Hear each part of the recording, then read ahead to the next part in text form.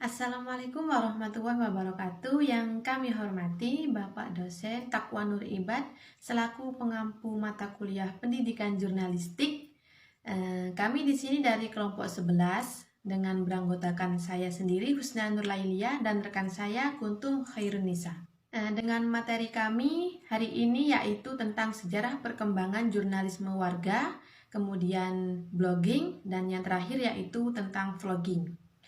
Pembahasan mengenai sejarah perkembangan jurnalisme warga akan dijelaskan oleh rekan saya yaitu Mbak Kuntum Khairunisa. Assalamualaikum warahmatullahi wabarakatuh. Saya Kuntum Khairunisa akan menjelaskan materi tentang memahami jurnalis warga. Jurnalis warga dalam bahasa Inggris citizen journalist adalah kegiatan partisipasi aktif yang dilakukan oleh masyarakat dalam kegiatan pengumpulan, pelaporan, analisis, serta penyampaian informasi dan berita. Dalam jurnalis warga, warga tidak hanya menjadi konsumen media, tapi juga bisa terlibat dalam proses pengolahan informasi itu.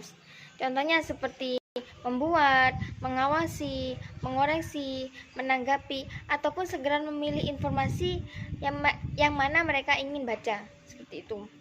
Karena itu dikatakan bahwa jurnalis warga tidak hanya memberi tempat, tetapi juga menyarankan dan mendorong si pembaca untuk terlibat di dalamnya.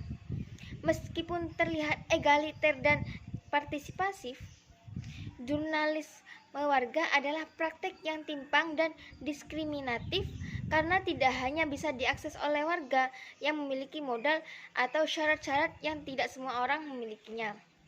Ketika seorang tak mampu secara ekonomi berlangganan internet, maka akan sulit baginya untuk terlibat dalam praktik jurnalis warga yang berbasis internet.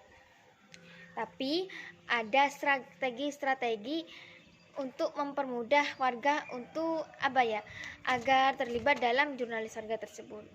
Baik, lanjut ke pembahasan yang selanjutnya yakni mengenai tentang blog atau blogging.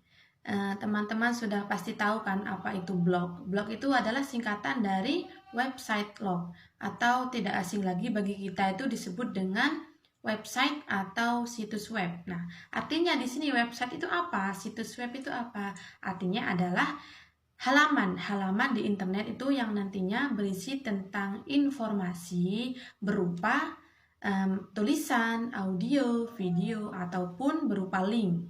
Nah, lognya sendiri di sini artinya adalah buku harian atau catatan harian atau disebut blogging itu juga disebut dengan online diary. Nah, orang yang membuat atau mengelola sebuah blog ini disebut dengan blogger, artinya orang yang membuat atau mengelola.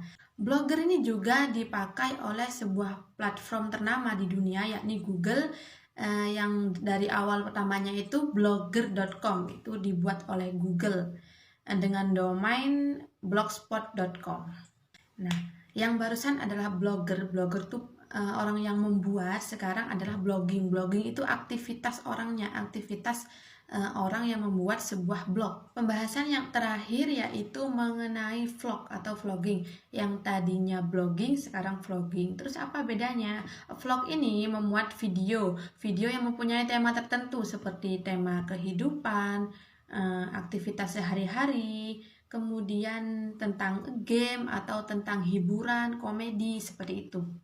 Nah, di sini awal mula vlog itu terbuat, ini ada yang namanya Adam Kontras. Ini adalah orang yang memulai konten vlog. Ia memulai memposting video tahun 2000. Kemudian di tahun yang sama, pada bulan November, Adrian Mice juga memposting sebuah video ke dalam blognya. Jadi, mereka adalah orang pertama yang membuat sebuah vlog. Kemudian masuk ke ciri-cirinya. Ciri-ciri dari vlog itu yang pertama dibagikan ke orang lain, yang kedua itu dibagikan secara online. Tentu saja kita sudah tahu ya, seperti yang ada di YouTube atau Facebook, Instagram, itu video-video itu termasuk juga ke dalam sebuah vlog. atau daily activities mereka. Yang terakhir di sini adalah jenis-jenisnya. Jenis-jenis dari vlog ini bermacam-macam, yakni mengenai tentang hiburan, daily activities, kemudian traveling atau gaya hidup, kesehatan, dan lain-lain. Itu bisa dijadikan tema dari sebuah vlog. Jadi kalau ditanya lebih menarik mana antara blog dengan vlog, kalau menurut saya pribadi itu saya lebih tertarik dengan sebuah vlog. Karena apa? Karena di situ sudah lebih terpapar jelas mengenai videonya. Kemudian kalau blog itu kan masih kebanyakan bersifat tertulis nih, artinya atau narasi gitu ya. Kalau vlog langsung ke penjelasan di videonya seperti itu.